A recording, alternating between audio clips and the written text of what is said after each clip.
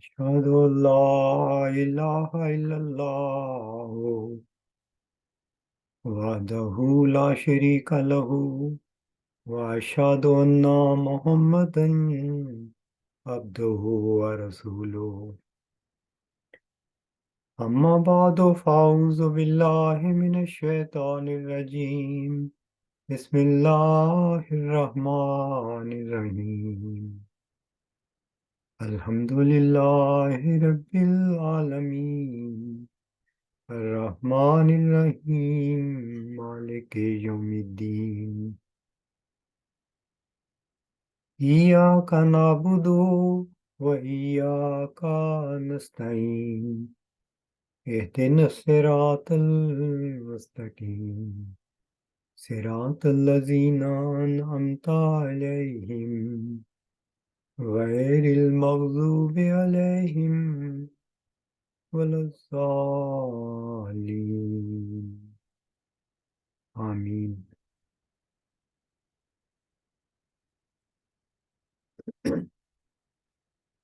بانی جماعت اصلاح پسند حضرت عبدالغفار جمبا صاحب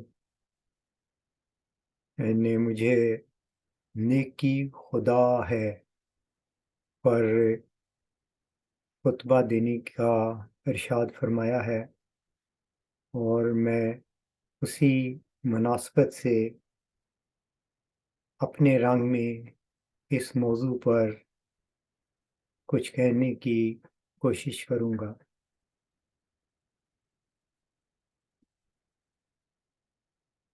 ہم سب کی دعا یہی ہوتی ہے کہ اے خدا ہمیں وہ سکھا جس کے لیے تو نے ہمیں پیدا کیا ہے۔ تو اس ضمن میں بہت سادہ رنگ میں دو مثالیں آپ کے سامنے رکھ کر اس مضمون کا ایک پہلو پیش کروں گا۔ ہم جب قرآن کریم کی تلاوت شروع کرتے ہیں تو ہمیں یہ حکم دیا گیا ہے کہ اعوذ باللہ من الشیطان الرجیم پڑھا جائے، اور اس کے بعد بسم اللہ الرحمن الرحیم۔ یہ جو پہلی آیت ہے یہ ہمیں بتاتی ہے کہ اللہ کی پناہ میں آ جاؤ، اللہ کی پناہ کی طرف رجوع کرو اس شیطان سے جس کا رجم کیا جانا ہے، اور اس شیطان کی نسبت حضرت مرزا غلام احمد قادیانی علیہ السلام نے یہ خدا سے خبر پا کر بتایا ہے کہ اس بڑے شیطان کا رجم مسیح کے زمانہ میں ہوگا۔ اس کی ایک لمبی تفصیل ہے جو غالباً اگست 2018 کی ایک تقریر میں بیان کی گئی تھی۔ اس وقت محض یہ کہنا مقصد ہے کہ انسان کو یہ کہا گیا ہے اس آیت میں کہ شیطانی اعمال اور کاموں سے بچنا ہے اور اللہ کی طرف لوٹنا ہے۔ دوسری آیت بسم اللہ الرحمن الرحیم یہ ہمیں پیغام دیتی ہے کہ جس اللہ کی طرف آنا ہے اس کی صفت رحمان اور رحیم ہمارے اعمال میں نظر آنی چاہیے۔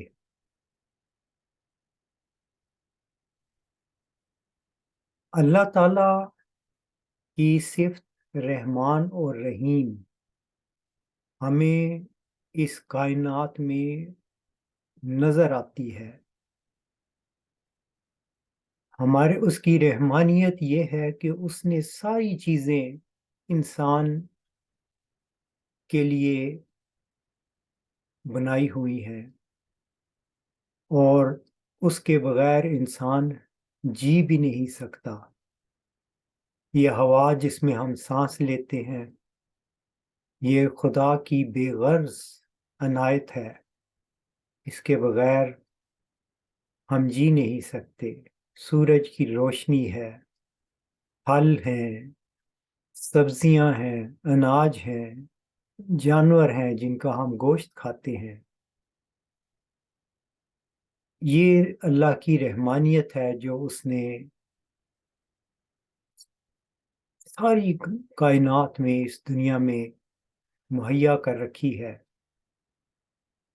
اور اسی کے ہونے سے انسانی زندگی قائم رہتی ہے۔ اور دوسرا حصہ یہ ہے کہ وہ رحیم ہے، وہ انسانی اعمال پر نتائج مرتب کرتا ہے۔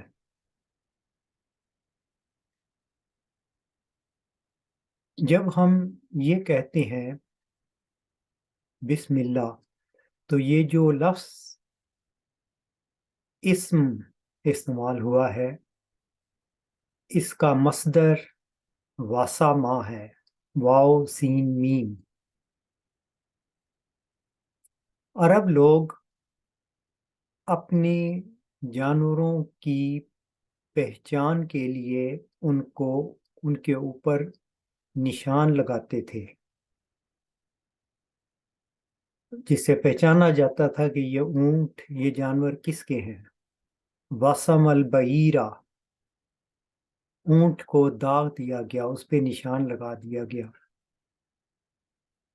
یہ تو عربی زبان کا محاورہ ہے، لیکن ہم ساری دنیا کی پروڈکشن میں دیکھتے ہیں کہ ہر کمپنی اپنی پروڈکٹ کی آئیڈینٹی بناتی ہے۔ کاروں کو دیکھ لیں تو فورڈ ایک نشان ہے جو وہ کمپنی اپنا بناتی ہے، بی ایم ڈبلیو اپنا بناتی ہے، مرسڈیز اپنا بناتی ہے، والوو اپنا بناتی ہے۔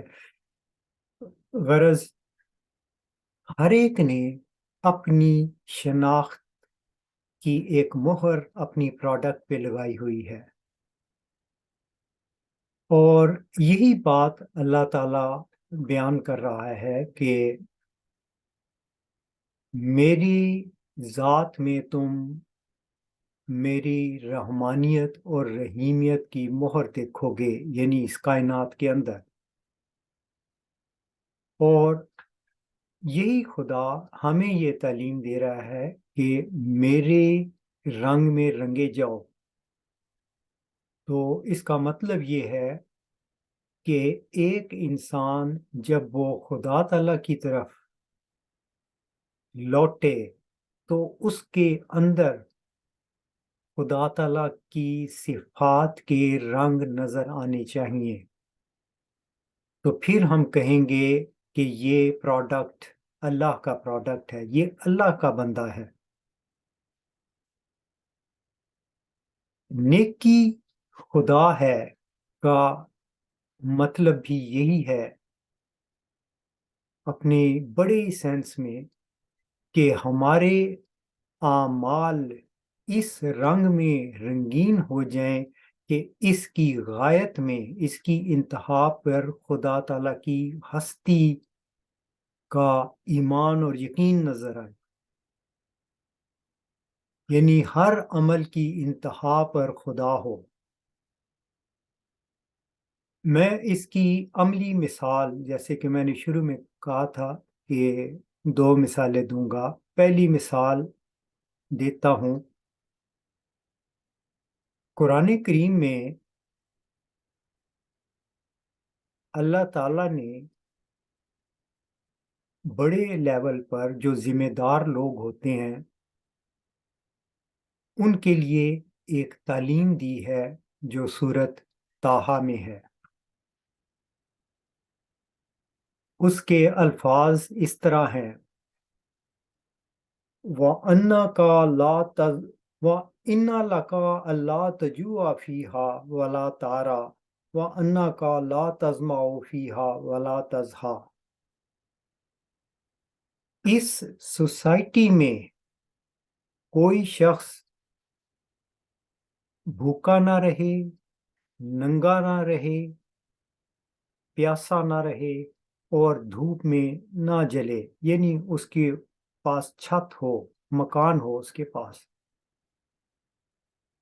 یہ روٹی، کپڑا، مکان اور پانی، یہ اللہ تعالیٰ نے حکمران طبقے کے لیے حکم دے رکھا ہے کہ وہ یہ بنیادی حقوق اپنی سوسائٹی کو دیں۔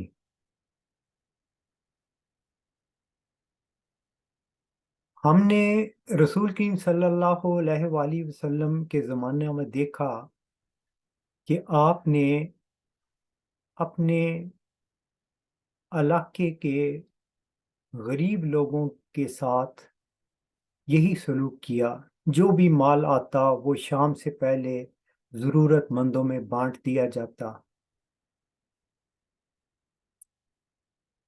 مگر ہم دیکھتے ہیں کہ امتداد زمانہ میں یہ چیز نہیں رہی۔ آج 57 اسلامی ممالک ہیں، کوئی بھی اس تعلیم پر عمل پیرا نہیں۔ کسی ملک کی رعایا کو یہ بنیادی حقوق نہیں دیے جا رہے۔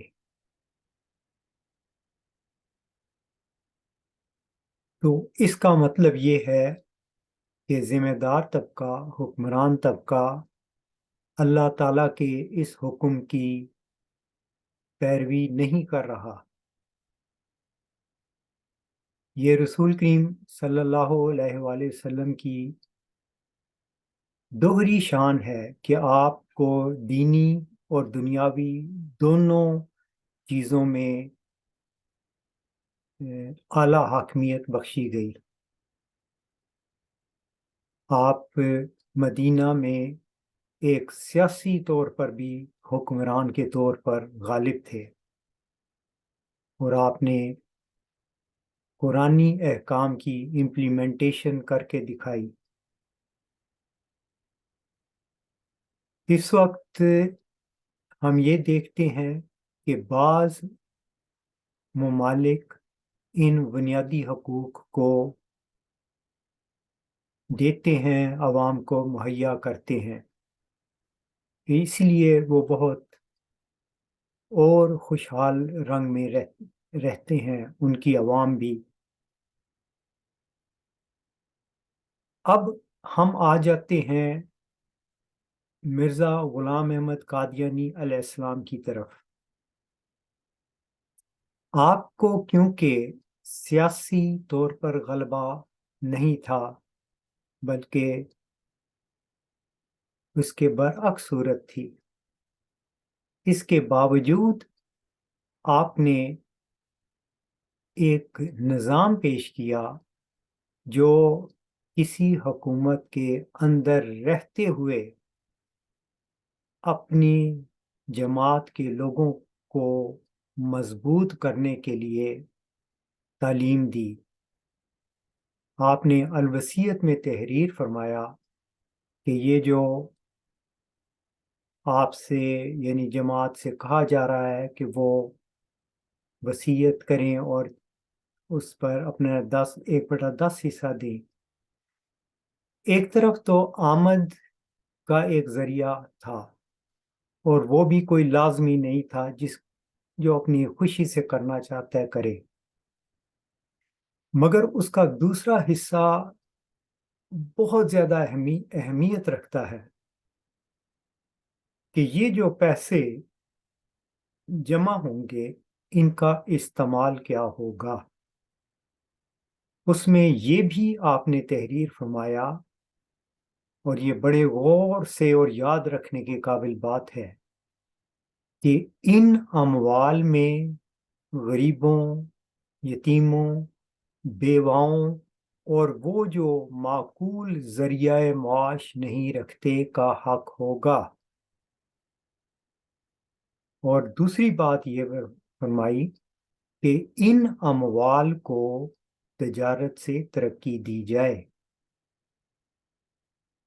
اب ہم اس چیز کو دیکھتے ہیں کہ یہ ایک خدا نما انسان نے تعلیم دی تھی، تو کیا اس تعلیم پر عمل ہوا؟ ہرگز نہیں ہوا۔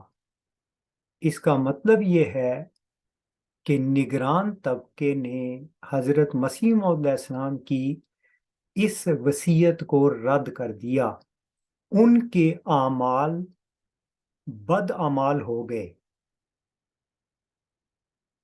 وہ آمد کے اوپر تو زور دیتے ہیں، مگر آمد کو جائز رنگ میں خرچ کرنا اس کو بالکل بھول گئے ہیں۔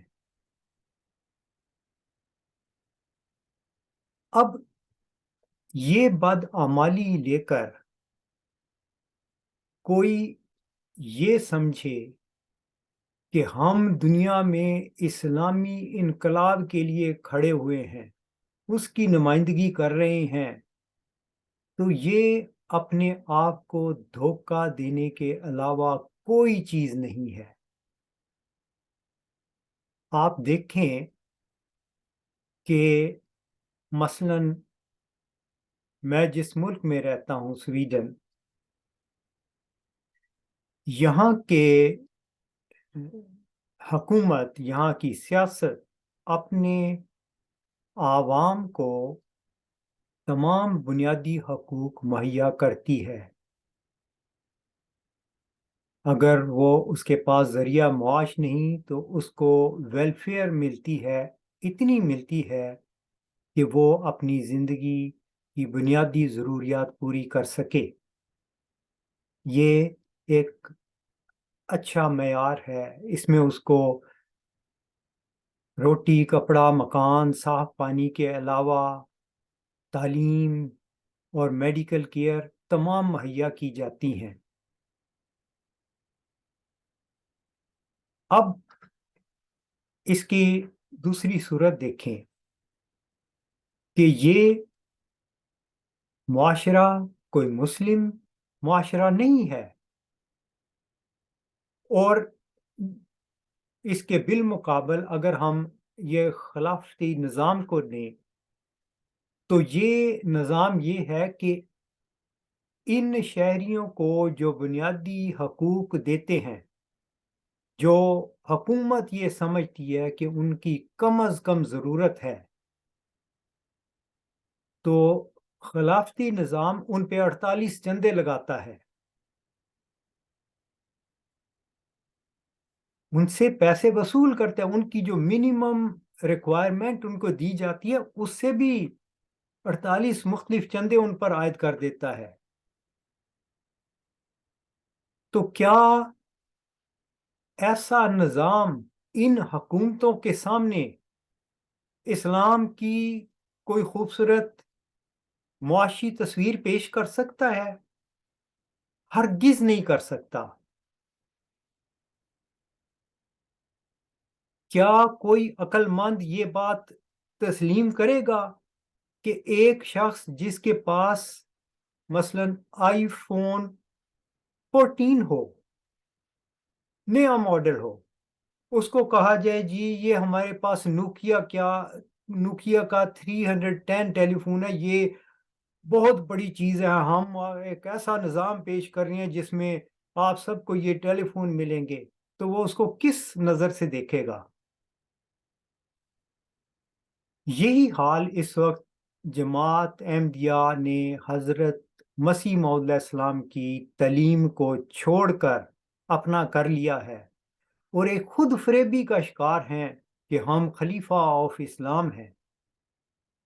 آپ خلیفہ اور آف اسلام نہیں، آپ کے اعمال بد اعمال ہیں. آپ پیسوں کا رخ اپنی طرف کر لیتے ہیں لیکن عوام کی طرف نہیں کرتے. اللہ تعالیٰ کا حکم کیا تھا؟ یہ تھا کہ بنیادی حقوق دینے ہیں، ضروریات پوری کرنی ہے.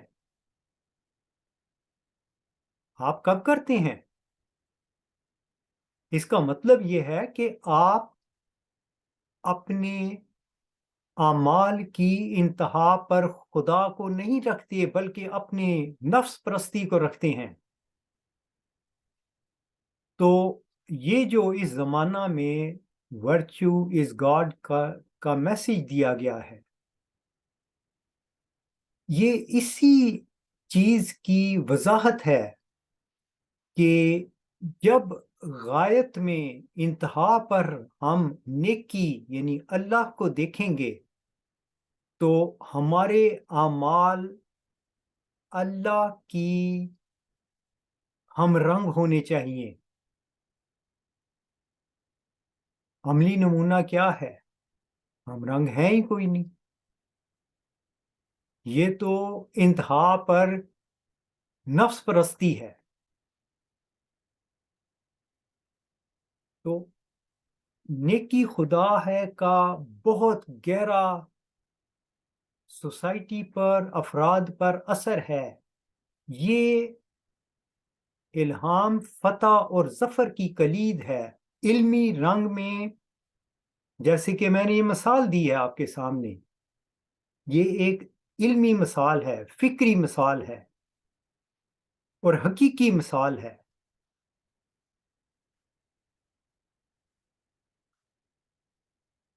اب میں ایک دوسری مثال بھی آپ کے سامنے رکھتا ہوں.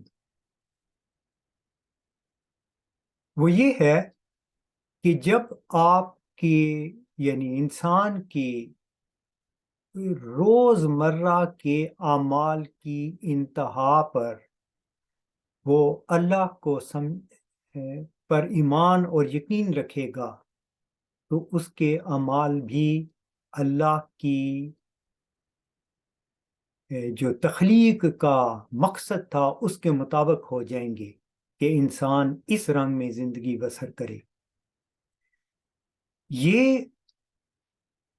ایک بہت بڑا اعزاز ہے انسان کے لیے. اس کی میں وضاحت کروں گا کہ کس وجہ سے یہ ایک اعزاز ہے. میں ایک قرآن کی آیت لیتا ہوں. ایک روزمرہ کی زندگی کی بات ہے کہ مثلا اللہ تعالیٰ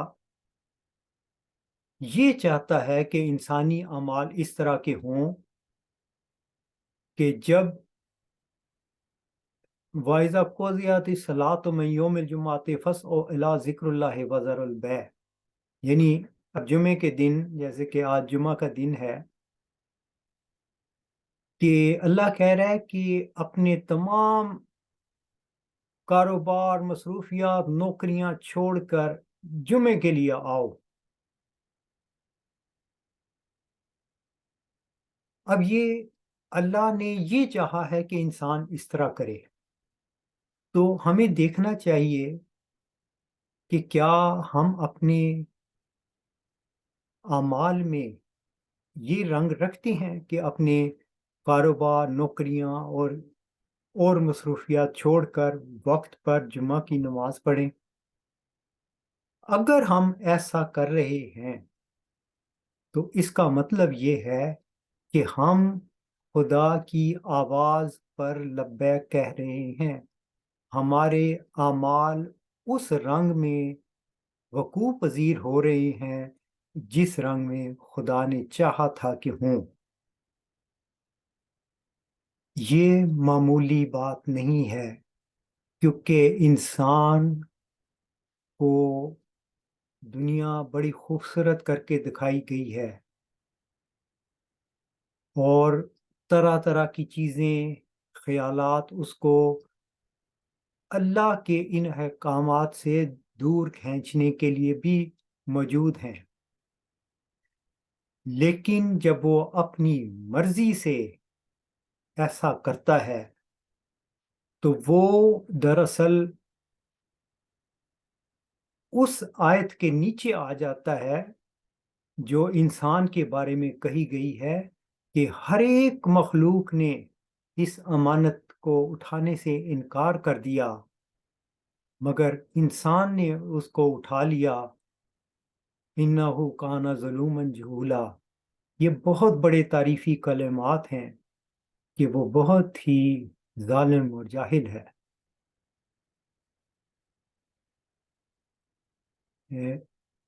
یہ بہت انعام ہے انسان کو جو دیا گیا ہے، یعنی اس وجہ سے کہ وہ اپنی مرضی چھوڑ کر خدا کی مرضی کو قبول کر لیتا ہے اور اپنی سوچ کے تحت کرتا ہے، بے اختیار نہیں کرتا بلکہ اس کا علم رکھتا ہے اور پھر کرتا ہے، خواہ اسے اپنی بہت ساری خوشیاں اور چیزیں چھوڑنی پڑے، وہ اس کو فوقیت دیتا ہے۔ قرآن کریم کے احکامات پر عمل کرنا دراصل خدا کا ہو جانا ہے۔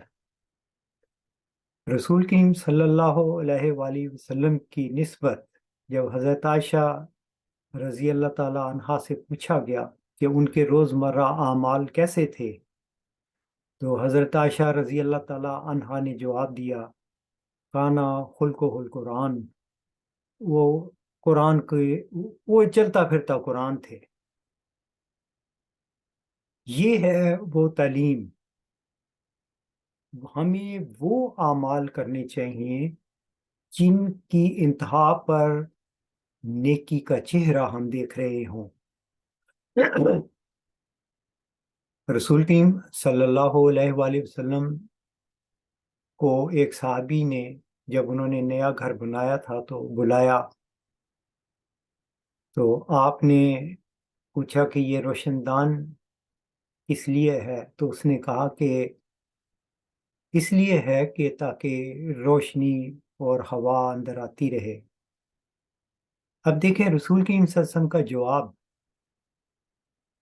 کہ اگر آپ کی نیت یہ ہوتی کہ آپ کہتے کہ اس میں سے اذان اور اللہ کی آواز مجھے پہنچتی رہے تو تمہارا وہ مقصد بھی پورا ہو جاتا اور یہ اہم ترین مقصد کو اولیت دی جاتی۔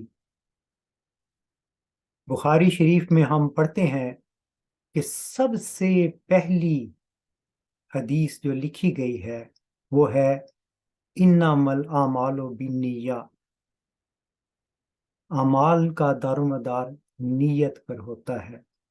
جس کی نیت نیک ہے اور وہ اپنے اعمال کی انتہا پہ اس نیکی کو دیکھتا ہے، وہ شخص بہت بڑا انسان ہے، خواہ وہ ظاہری حالت میں کیسا ہی فقیر کیوں نہ ہو۔ تو ہم سب لوگوں کو اپنے اعمال اس رنگ میں کرنے چاہیے کہ اس کی انتہا پر ہم خدا تعالیٰ کی ہستی نیکی کو محسوس کریں اور اس کے نتیجے میں ہمارے اعمال اس کے مطابق ہوں۔ وآخر دعوانا ان الحمد للہ رب العالمین۔